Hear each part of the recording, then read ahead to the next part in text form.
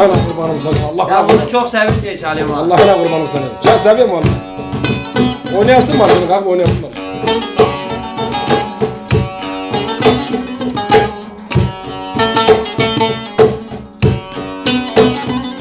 Lan direkt buna vuruyor direkt. Bak öyle. Direkt buna vuruyor böyle. Sola. Çürüdü.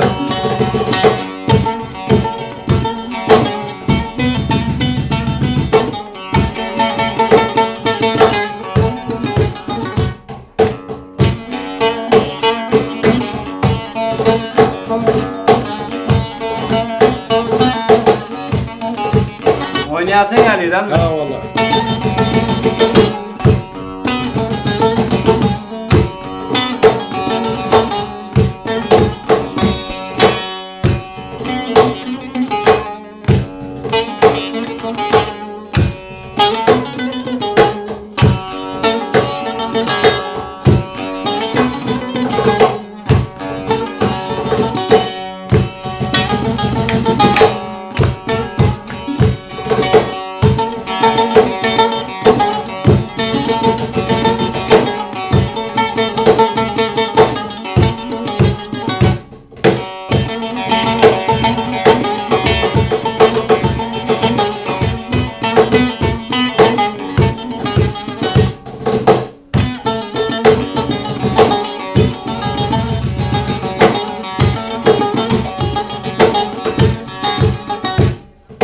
Bizleri izleyen herkese teşekkürler.